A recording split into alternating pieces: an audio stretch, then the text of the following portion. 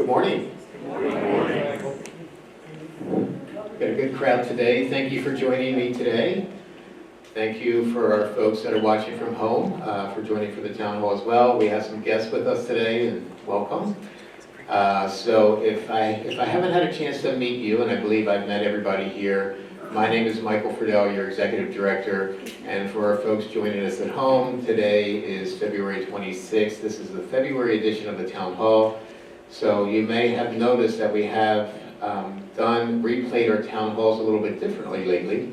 We tape them, and then Caleb will then take it, edit the town hall, so you'll see a picture-in-picture. So what you're going to see on the screen, you'll be able to see really close up on the replay. So that's really nice, and that's something different than we've done in the past. So we've got a really exciting agenda for you today. We got some guest speakers that are joining us today.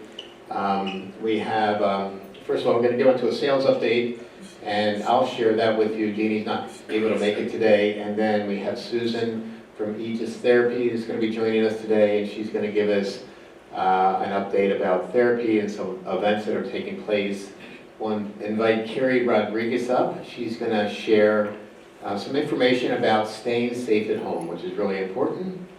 We'll then move into some community highlights and operational updates. Some of them are repetitive, but they stay on the agenda because we got to get them wrapped up. I'll invite Zoran up. He's going to provide a dining update for us, and then we'll wrap it up with some questions. So it's early in the year, but we've had a pretty active year so far in terms of sales.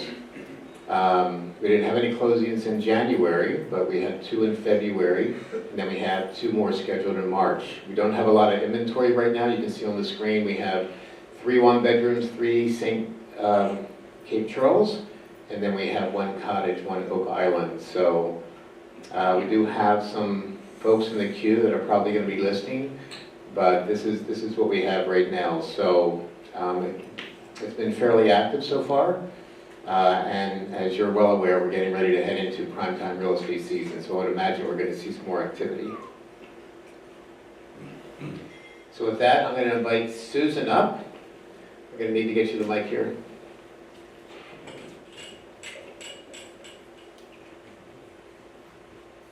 All right, good morning.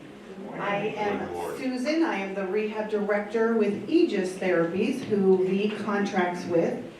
We are located at the Broad Creek Care Center. I do see some familiar faces, so I know we've helped some of you, and some new faces, so it's nice to see you all. Today I'm just going to talk briefly about upcoming wellness lectures. And again, I do see some familiar faces of those who have attended the lectures in the past. But the first one that's up is March 4th. It is the Wednesday. We're going to try to be consistent, making it the first or the second Wednesday, hopefully, of each month, depending on what else is going on in the Tide Point community. The first one, healthy feet or happy feet. You don't have to show me your hands, but are your feet happy here today? Oh, good, good. Okay, I love it, I love it. Well, for those of you that maybe your feet aren't so happy, maybe they're a little sore, maybe they're burning, maybe you've had foot surgery or thinking about it, you would want to come to this lecture because we're going to be talking about what is important on the healthy side of our feet. Not a common topic, not something everybody's like, oh, I want to learn more about my feet. But it is one of the number 1 most important things. Why is that? Use them every day. You use them every day, you walk on them, and what if we didn't have feet? We would fall over, we'd have no balance, right? So there are a lot of things we'll talk about. We're going to talk about exercises, toe yoga, really introduce you to why and how at any age we can help improve our foot health. And then the next lecture, which will be April 8th, is Occupational Therapy Month. A lot of people don't know what occupational therapy is. I do not find jobs for you. That is my background. But back in the day when occupational therapy was first founded, the wars were going on. And the occupational therapist did help you find a new vocation if you weren't able to continue in the job that you had. So there was a little occupation in there. But really what we're going to talk about here, hands. And why are our hands so important? I think that's a really easy question. You use them every day. I know everyone's going to say that. But it also, the strength in your coordination, it's been clinically proven in research recently that it can lead to the future demise of your overall health if you don't have good hand strength. So we're going to talk more about that. So tell your friends, set the schedule. It is on the TidePoint app as well. And we'll talk about strength, dexterity, and how to keep you guys independent out there as long as possible. May 6th, we have speech therapy, our speech language pathologist month. Speech therapy, I have to tell you every day, everyone says to me, why do I need speech therapy, no matter what patient we recommend it for? So, anybody know what speech therapy is? Okay, so speech, yes, we do talk. It is about vocalization. For patients with Parkinson's, for example, we may be working on your voice and that communication piece because it can impact the tone and the quality and the loudness of your voice. So we'll talk about that. Speech also for patients that had CVA or other issues that cause a swallowing dysfunction maybe. The muscles in our throat, we're going to give you a brief education about how important it is to keep those muscles strong and active to prevent choking and etc. And then the last part, which is my big platform, which I love to talk about, is the cognitive part of speech therapy. And I have spoken about this in the past. I'm going to leave you with a quick recommendation. The best thing you can do for your brain is to do something new or different instead of our routine. Everybody has habits. Everybody likes to get up at the same time. We like to go have our same breakfast. My dad's had oatmeal. I'm telling you, he's 86. He's had oatmeal at least 85 years. I don't know if he had it after birth, but I know he had something like that. Maybe it was porridge back then. But anyway, so changing up some things. Sit in a different position in the dining room. You come in here, I heard the guys joking up here, the trouble row up here. Guess what? You need to change it. Next time, don't always sit here. Change your location. Why is that important? You're creating new synapses in your brain because what happens as we age, all of us, including myself, they slowly die down. If you don't keep your brain active, which is great about TidePoint and those new members that might be here, lots of activities to do, things you can learn differently. Those that play bridge, and they played bridge since you were 25, that's wonderful. Keep playing, but try something new and different. Your brain will be very happy with you if you do. So, I don't want to take up too much time because there's a lot to go on. The last one, on June 10th, it's going to be Meet Your Therapy Team. So if you've not met any therapist here, occupational, physical therapy, speech therapists will be here. We'll have a fun little interactive talk and you'll get to meet and greet with them. So where are we located? At Broad Creek Care Center. We have an outpatient center that we would be happy to service anyone here today or your friends as an outpatient. And then of course we do have inpatient as well. Hopefully you all don't need those skills, but if you do, we'll be happy to take care of you and get you back to your independent living as soon as possible. Any questions about therapy? I hope to see you all. What's that? No.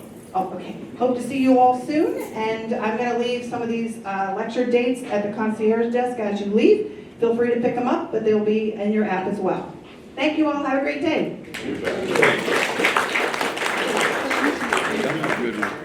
Yes. All right, good morning, everybody. Thanks for coming in today. I just want to share a couple of simple habits, and those of you who were at Mingle a couple of weeks ago, you heard these items, but I think it's important, so I'm going to share with you all again.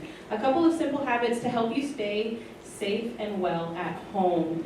So most of you know that every member, when you move into TidePoint, you get a Lifeline pendant. How many of you wear them? All right. How many of you know where they are? Thank you. Thank you.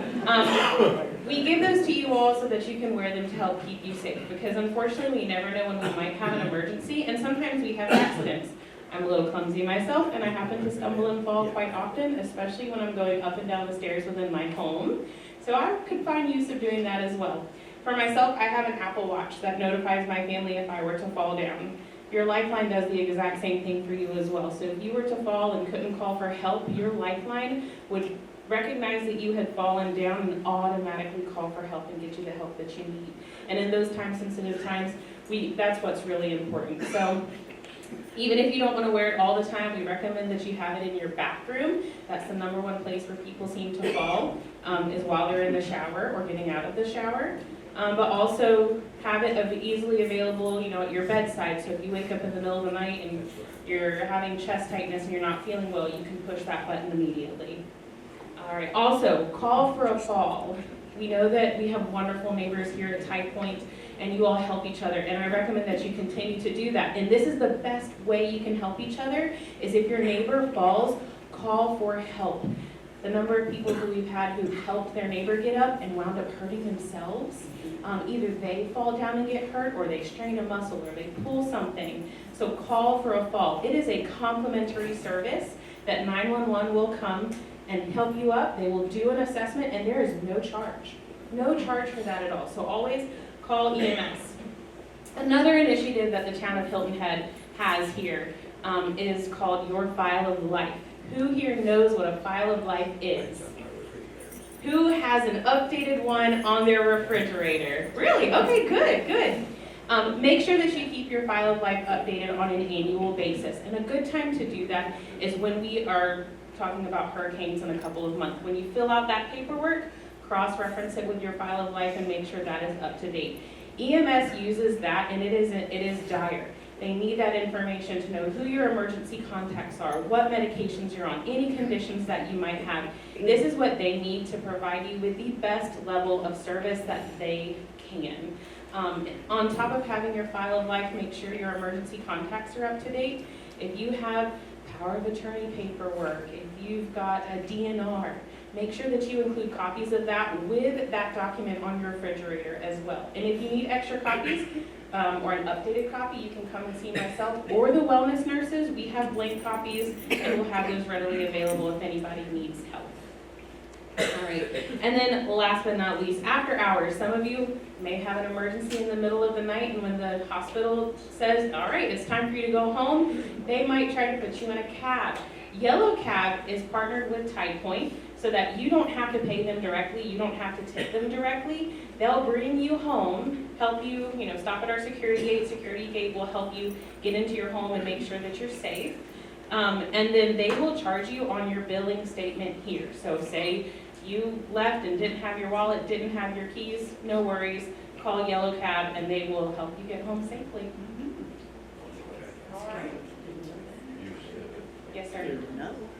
Do the pendants work out of state, Yes, I do. Out of country. out of country? As long as there's cellular service.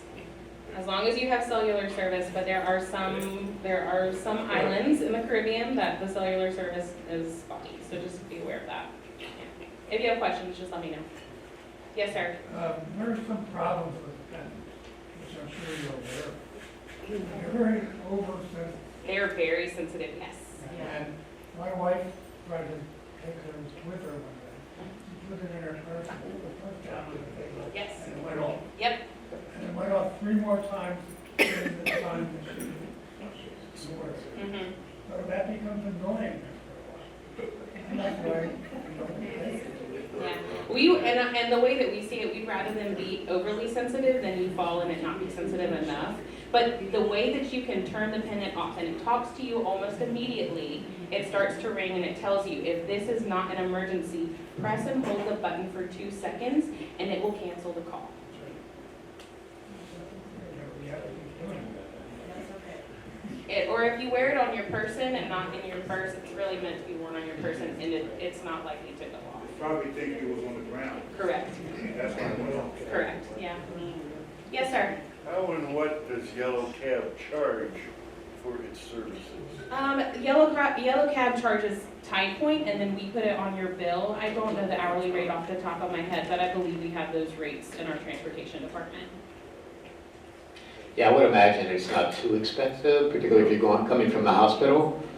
$15, $20 maybe, if that. Something like that, yeah. Yeah. I mean, I just wanted to chime in right here that how important this is, because I've had some real live experiences where, as an example, the updated file of life. So we had a resident that was having lunch one day and became unresponsive, so we called 911. 911 comes out, and they're like, well, do you have any information? I said, well, let me go to the home and see if I can get his information off the refrigerator, which is where we asked them to keep it. And I went down to the home, could not find anything, and then as I'm coming back up, the ambulance is like, okay, we'll just do the best we can. Hopefully there's some records at the hospital. Because what made it a little bit more difficult is this resident didn't have any next of kin that we could notify to be able to get that information. So you may all have the file of life, but it's really important to keep it updated. And then, of course, we've had some incidences of falls recently where folks didn't have that pendant, and of course they can't notify, they can't get to a phone, and it just becomes a real challenge and a real concern and safety issue. So just would really encourage you to use these safety features. You more than likely may never need them. Hopefully you don't, but if you do, they're there. They're there. So, thank you, Carrie. Oh, yes, ma'am. Is that file of life, is there a form to fill out or something? Yes. I've never seen one. It's a red envelope. Every member gets one in their new member orientation packet. It's about this size. It's bright red, has a magnetic strip on the back. I didn't And get I'll get one anything for you. red when I moved here. Yeah, I'll get one for you then. Thank you. Yeah, if you can't find it, we can get one right from Carrier Member Services. Thank you, Carrie. Okay, I want to provide some updates for you. Some of these, as I had mentioned before, just resharing some previous information, not a lot of updates. But we did have the Life Care Services Corporate Executive Team come out a few weeks ago, along with our V Senior Living Corporate Executive Team, both CEOs, Gary Smith from V and Chris Bird from Life Care Services, along with some others that came, and they had a nice breakfast for the cabinet.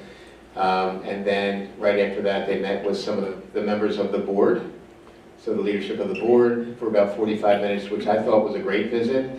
The board had submitted some questions ahead of time, which they really appreciated, because it then did give some extra time just to be able to get into some conversation about the merger, which there's not a lot of new information about the merger. So it's the same old story that I've been sharing. Right now, it's tied up in regulatory review. And from what I'm understanding, California is probably the biggest hurdle that they need to get through in terms of the review. The other states, they feel that things are moving along pretty good. So once they get through those reviews and get the approval from each state, then they can move forward with the merger. So we are still expecting the merger to take place in the middle of the year, which is just really 3 months away. And then once that merger takes place, as I previously shared, things will be pretty much status quo for the next year. The two companies are going to be getting to know each other a little bit better, see where there's opportunities, some efficiencies that they might be able to gain by, as we combine both companies. We don't expect any changes here at the community level. Eventually, you might see some in different areas of the company with the corporate office, potentially. We don't know for sure. We do know that LCS, Life Care Services, does plan to keep the V brand, have that standalone underneath the Life Care Services umbrella. So that's one of the reasons that they bought the company. They feel it's an elevated product, a higher end product. They didn't have that in their portfolio. And I would agree with them. Our communities are beautiful and they're great. And we got a lot of great residents that live in them. And we got a lot of great staff that work in them. So what happens after that, we're not sure. When Chris Bird was here with the Life Care Services team, he had his VP of Strategy and Integration. Dan Swift was here with them. So Dan is one of the ones that probably makes a lot of decisions in terms of if you have land to build on, eventually what is that going to look like down the road? Or where are the opportunities within the community to maybe either build or gain some efficiency. So Dan was the VP of Strategy that came along with him. So he's well versed on mergers, acquisitions. He actually worked some time with one of the capital partners, Redwood Capital. He's also worked for LCS, so he's well versed in both companies. Redwood Capital is one of the bigger partners that has the resources to be able to purchase these. So We'll see what happens down the road. I'll continue to keep you updated as things progress. I had to have it on here, the easement fence work. We've changed the name from the ditch to the easement. You may have seen that they've installed the 8-foot fence in that open gap right around Tide Point Way and Freshwater. So that's good to see that they have the fence. They still have about 2,000 linear feet of fence to put in. So they got a long way to go. Once they get the fence in, they will then put the privacy screening up all along the fence line, and then they'll remove the existing old fence. So they still have a ways to go. I asked for another update. We're trying to get an update. They do a little bit of work, and then I don't see them. So they do a little bit more work, and it's been a very frustrating experience for me, and I know I've been sharing my frustration with you, and you've been sharing your frustration with me. So I have reached out to our county administrator, Mike Moore, multiple times. I've actually invited him out. I was hoping that he would accept my invitation to be here today, but he didn't decline it. He just didn't respond. So, which isn't a good thing either. So, anyway, it's county work. As a matter of fact, when I was talking to Dan Swift about that, when Dan was here, I said, Dan, you know, we really having a struggle with this fence line. He says, well, welcome to the club. I got 137 communities that reside in one county, somewhere else in the United States, and we have similar problems. So what we're seeing with government work and moving things along is somewhat consistent to what Dan Swift is seeing with other communities. So slowly but surely it's coming along. And did want to provide an update about elevators.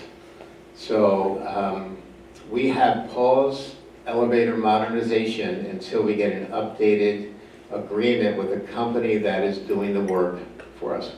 But the company goes by the name of Cavender Elevators. They've been doing our maintenance for over 1.5 years on the elevators. Very pleased with the maintenance component that they've been doing. But when we did do the modernization for the first elevator, there was quite a few challenges that we experienced. But more importantly, quite a few challenges that Four Homes experienced, specifically in verandas 33 to 39. So I don't want to lose sight of the challenges that they experienced.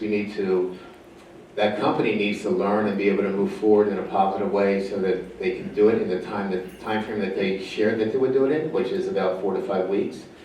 So I've reached out to our legal team. I've asked them to draw up an addendum to that where we have more teeth in the contract that if they can't meet certain milestones, then there's certain levers we can pull, such as they might have to give money back, or we might not use them in the future, those kind of levers.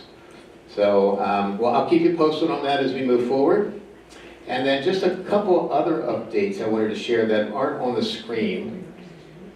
So we are in the process of, there's been a lot of talk about decks and deck improvements, and we have over 100 decks in this community. All wood, except for one that I'm aware of. And as you're probably aware, wood and South Carolina weather just don't go together really well. So over time, obviously, you know, decks deteriorate, you have to continually paint them, power wash them, there's wood rot. So we are getting a company, we're looking to partner with a company to come out and do a deck evaluation. And that will be an evaluation of every deck in the community. So this is an extension of what Quentin's already done. Quentin and his team have gone out and assessed every deck in the community for real-time safety issues today. And if there's any treads that need to be replaced or deck boards that need to be replaced, he's working on that and getting his team on that. But we did need a larger evaluation. So we're actually going to be working with a company to do that evaluation. And once we get that contract finalized, I'll share that with you, and then you'll understand why folks are going to be on your deck taking a look at things. So we think that's important. As a matter of fact, 2 of our biggest projects this year are elevator modernizations and deck replacements. Sure. So both of those real big safety issues and concerns. All right. Wanted to share this. This is a little bit different. So, and we've never talked about, I think I mentioned Diversity Fair back at the Mingle with Mike a couple weeks ago. but as a community with our employees, we are doing a diversity fair. So, and really what that is just celebrating each individual's or group of individuals' diversity and how through our differences we can become a stronger team.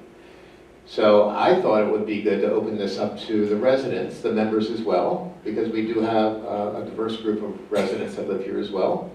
And I'm putting that out there to see if any members would be interested in signing up for a table. And if so, then, you know, what that would look like is that you would sign up for a table, and then whatever country or heritage that you celebrate, you could have flags, food, artifacts, knickknacks,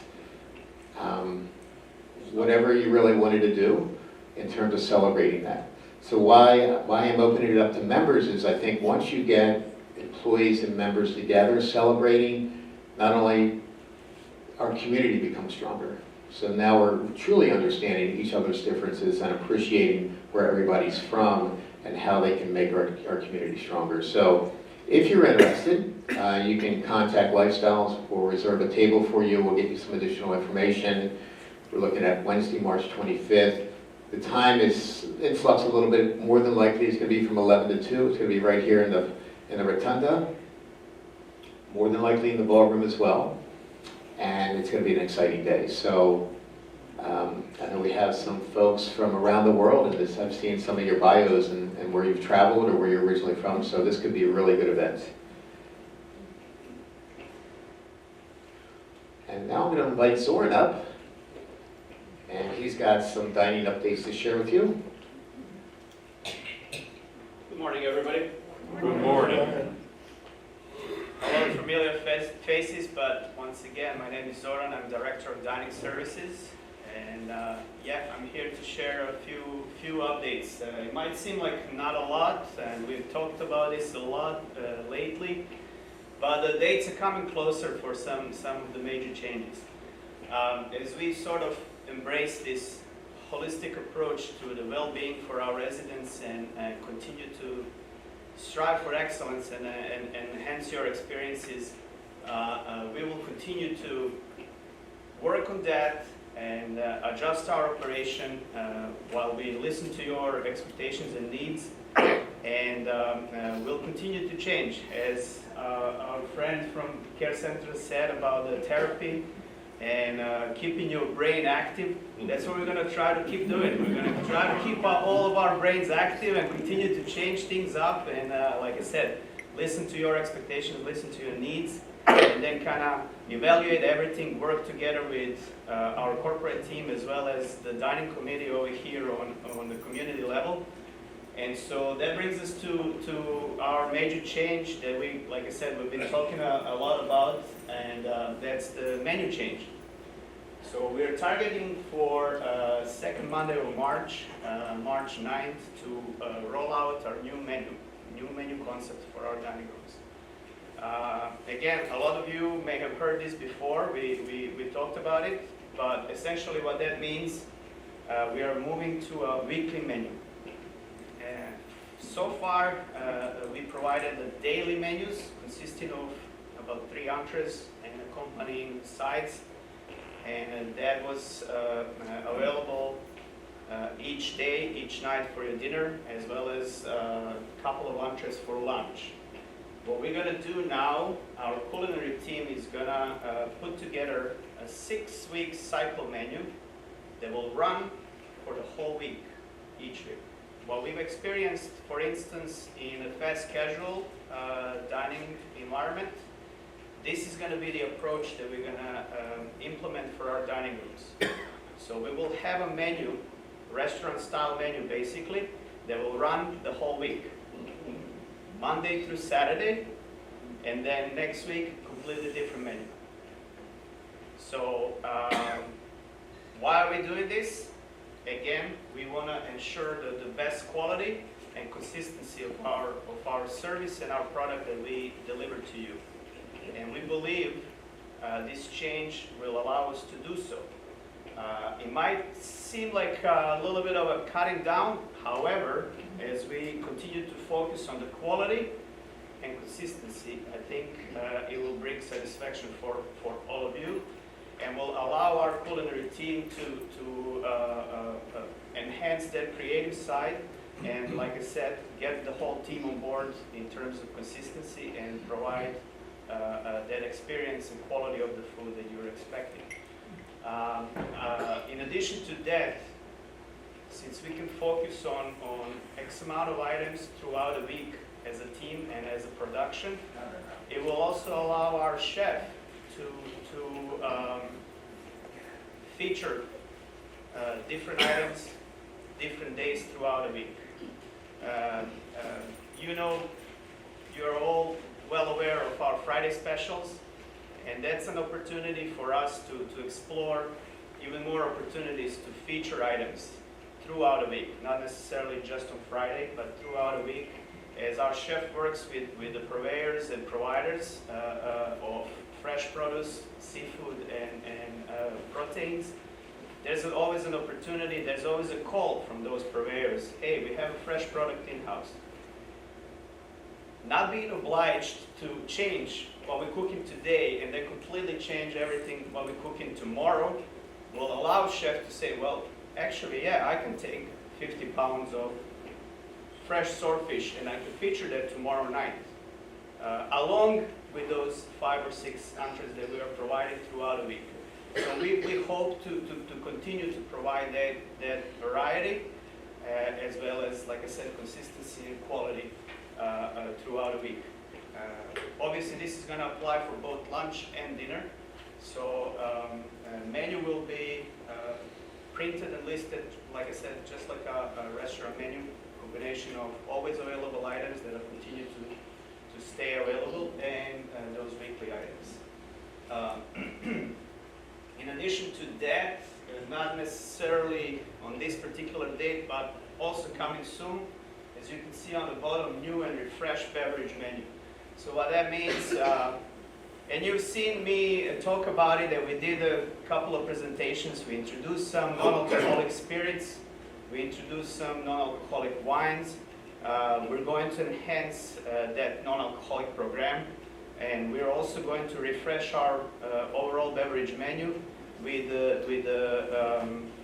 actual beverage menu card that's going to be available on the bar and potentially even for the dining rooms. Like I said, as we continue to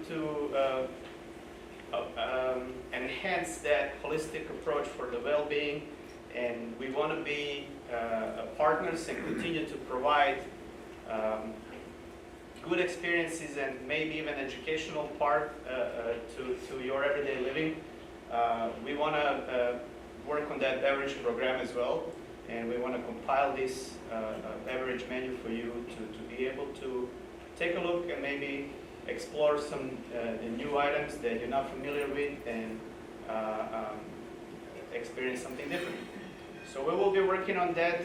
We don't have a set date yet. It is a project that we are currently working on, and I can just say hopefully no later than beginning of April we'll have the new beverage menus available.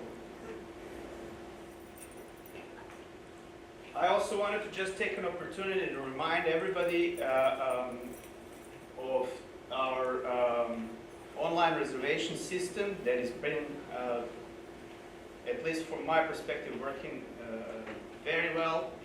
I can say that statistically, pretty much since the implementation and the first few weeks, while everybody was kind of getting comfortable and used to it, but overall, we continue to see probably 80% of our reservations done online.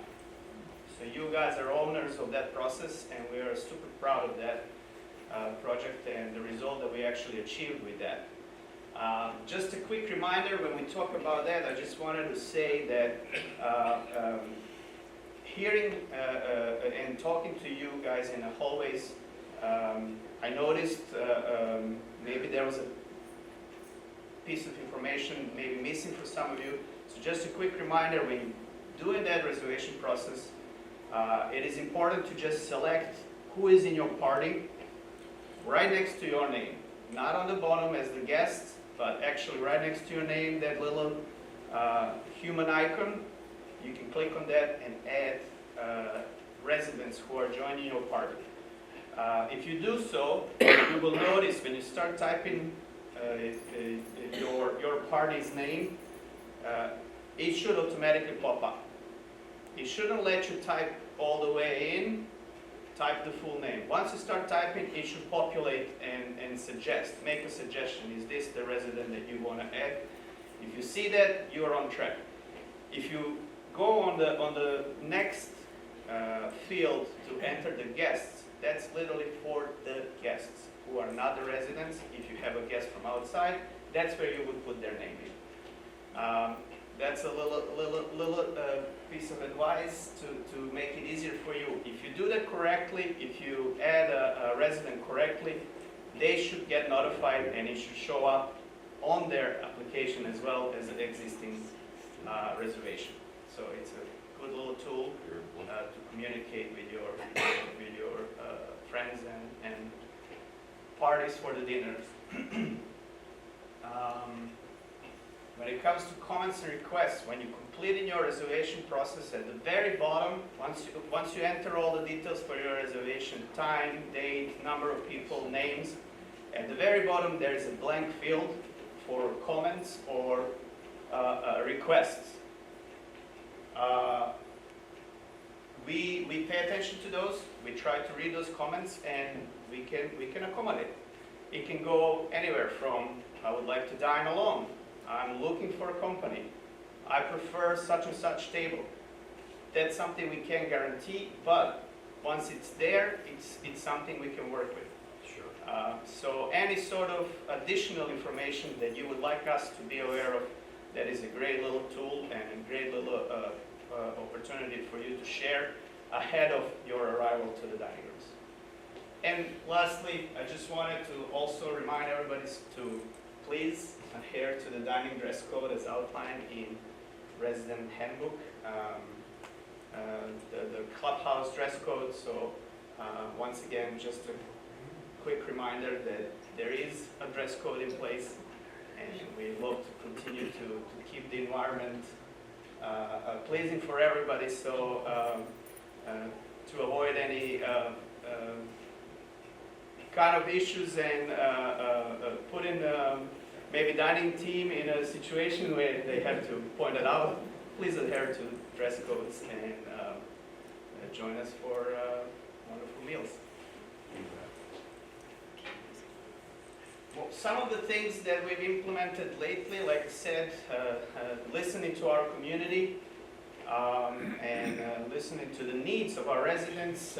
Here are some new events that have been added to rotation. So there are events that are on a cadence. Singles Monday meetup, weekly at 5 p.m. at Fast Casual Dining Room. So as you all know, fast casual dining does not require any reservations or necessarily a lot of planning to go out there to a meal. And we thought that was a great convenience for particular situations in everyday life.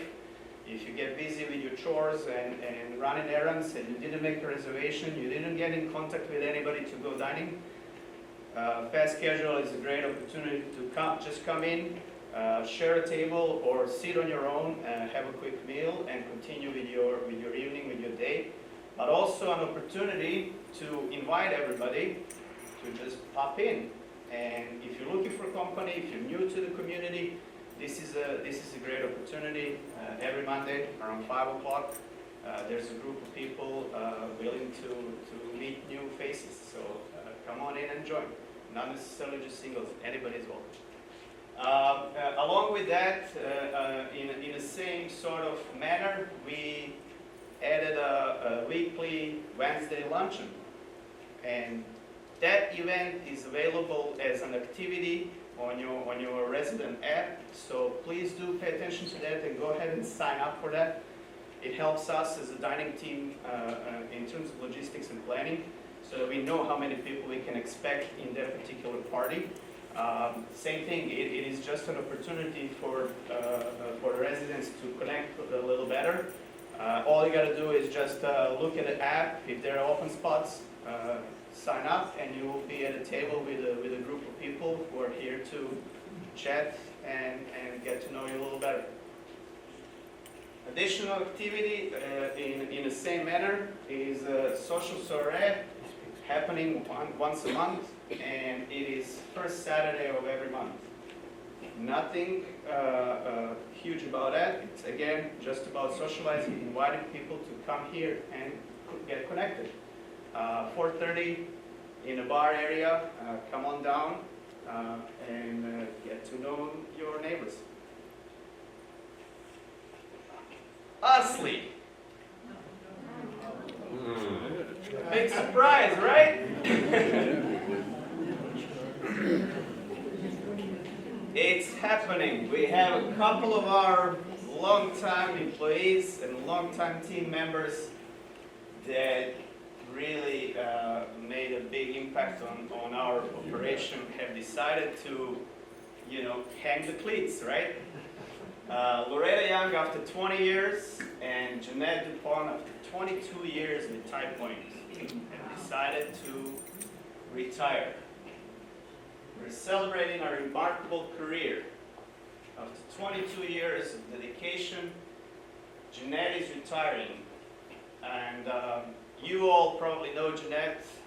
She has her staple station in a casual dining, and she knows all of you. And she's just fantastic, and there's no questions with Jeanette. She already knows what your favorite drink is. She already knows how you like your dinner served. She just does it automatically. So her impact is just beyond any words. Next chapter begins also for Loretta. What to say? Again, after 20 years of service with Type Point, from running the breakfast, continental breakfast, to being a really instrumental part of any and every single event happening at a Type Point. Her experience here, but also experience she brings from outside of Type Point when it comes to banquets and events, was really instrumental. And for me, coming here as a leader, knowing that I have a team that I can rely on in terms of all the logistics and everything that goes around those events. So a couple of amazing careers. It's a bittersweet, but yeah, we're excited for the next chapter. So we're going to try and have a little celebration. We're not quite set yet. We want to make sure that it works out for both of them. But we are going to have a little social hour where we'll give an opportunity to all of you, if you wish to come and say farewell to those lovely ladies. Again, I'm not quite sure yet, more details to come on that, but we're looking at that second week of March. So after the Monday, the 9th, one of those days that week, we'll have a little afternoon get together. Good deal. All right. Well, thank you all for your attention, and I'm going to pass it Thank back you, to Zora. Ron. Appreciate it. So I did want to, as I'm looking at the slide, just thinking about Jeanette and Loretta, I mean, we're certainly going to miss them. Oh, sure. So Loretta faithfully here on the days that she's scheduled, opens up the club room. Just a good connector, relationship builder, and same with Jeanette, so dependability, and they have a servant heart, and through thick and thin, they're here, so we're going to miss them, but we're going to celebrate them as well. And so as I was thinking about their retirement, this is what was going through my mind. You all are making it look too good for some of our folks that have been here for a while. You all are loving retirement so much, they're seeing you do your thing, and they want to go and do what you're doing. So you're having a little bit too much fun, I think. So keep it down. We don't need any more retirements. Anyway, I did want to just share a couple upcoming events. March 12th is going to be the Mingle with Mike. So that for folks that haven't joined us with the Mingle with Mike, that is just an open forum where I will share updates about the community. We don't have a PowerPoint presentation, and then it's just open conversation. So it's really one of my favorite events for a lot of different reasons, because you don't really know what you're going to get. And I'm glad to hear that the folks that are in the front row are going to be removed and sort of pushed in the back. So there's going to be some fresh faces up front. And then just a couple weeks later, we will have the town hall on the 26th. So we hope you can join us on the 26th for the town hall. So with that, I know that you've been able to ask some questions along the way, but we'll open it up for questions and see if anybody has any additional thoughts. And we're going to get the microphone for you. Just a Go ahead. quick one.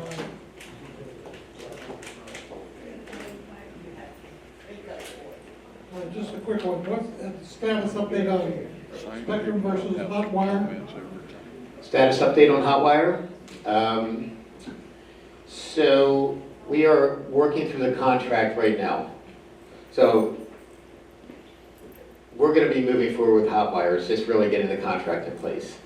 So they've already reached out to get some preliminary information from us because they got to keep this moving in order to meet the timeline when the contract is up with Spectrum. So there's a lot of work that Hotwire is going to need to do on the back end, but then they got to come in, they got to lay the fiber into the community as well, and then get that into each home as well. So there's a lot of work to be done between now and when the Spectrum contract ends, which I believe is September, if I'm not mistaken, right around that time frame. But we're just, it's really both legal teams just need to go through and make sure the language is right from both ends. So there's not going to be any hang-ups from what I'm aware of. We just need to get that signed to be able to officially move forward. And then once we do that, we'll be able to share some additional details with you in terms of the timeline and what that's going to look like. You may remember that I shared that the Hotwire has an immersion team. So they would have a whole team of folks come out and they would want to sit down with each one of you individually, share the new program, how it's going to work, and then, you know, if you want to upgrade from our basic program, you're more than welcome to do that, but they would work hand in hand with each one of you as we go through the implementation. So that's one of the benefits about having this team. They'll work with getting the old equipment out, the new equipment in. From what I'm being told is that when they flip the switch with the fiber on and Spectrum's off, the cable's off, it's really transparent and really, you would just have new equipment. You should have no other issues or concerns. That's what they're sharing with us. So they've done this many times in some of the other B communities. So as I get more information, we'll share it out, and we'll share it either at Mingle or Town Hall, or handouts. We'll make sure you're very well informed. This is a big conversion for us. It's a good question. Thank you. I heard someone in the back, might have been you, Mr. Schoonover, talking about the Dividend sensor that is going to be put into the fitness center. So we do have a piece of equipment. If you joined us during the 360 Wellbeing launch in the Rotunda area here under the memory fitness area, we had this repeating tape of the Dividend sensor, which is a piece of equipment that helps with cognitive and motor coordination. And it's used all over the world by athletes or folks that just might need support as we age with motor and cognitive connections to help keep you sharp and fresh and help to minimize falls. So we're going to be putting, actually I think the gentleman's here today installing it, then we're going to go through training, and then the fitness team is going to be communicating that it's officially open and ready to go. So I'm excited about it. I've heard a lot of members say they're excited about it. I've seen it in action in other communities.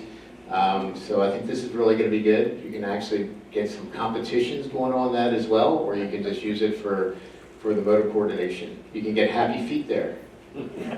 Happy feet, happy hands. Okay, so in conjunction with what you just said, defibrillators. So it's something I like talking about because it might be useful. But I know there's one in the breakfast area. But has any thought been given to maybe that more defibrillators in the clubhouse and maybe even throughout the community would be a good idea? So do we have one in the fitness? So we have one in the fitness, we have one here in the clubhouse, right in the club room.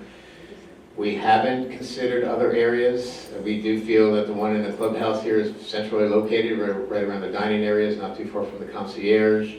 So we do feel that it's readily accessible. And of course, we have one in the fitness center. I don't know where else we would want to put one in the community.